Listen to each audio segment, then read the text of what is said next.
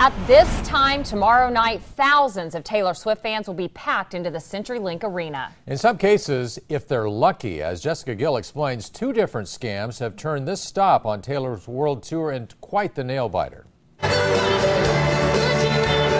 She has brought the crowds every time she's been here, so there was no question that Taylor Swift fans would be back again for more.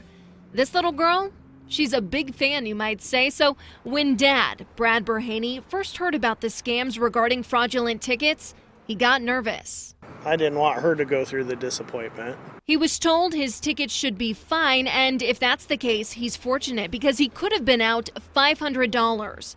He bought the tickets off Craigslist, which is where others have run into trouble. So we had floor seats and now we have no seats. Jessica Gillette checked her tickets as soon as she came across a warning on Craigslist. If I hadn't run across the scam ad, I probably wouldn't have even looked at them until I showed up that night.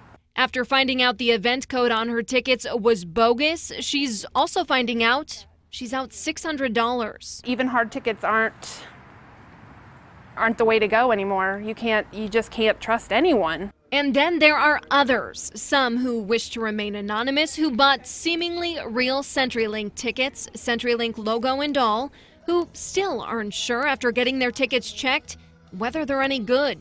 He said that there might be multiple tickets out, so whoever scans and gets in first will get the ticket.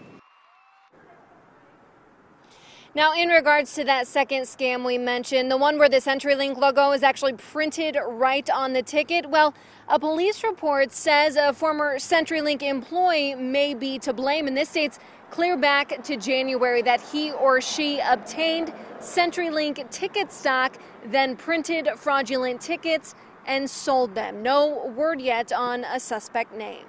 Hey, Jessica, after hearing all this, some people are going to be worried about their tickets. What should they do? Yeah, the CenturyLink Center, John, is urging all ticket buyers to get down to the box office well before the concert actually starts so that their tickets can be checked. The CenturyLink Center opens at 10 a.m. tomorrow. Back to you, John. All right, thanks, Jessica Gill reporting live.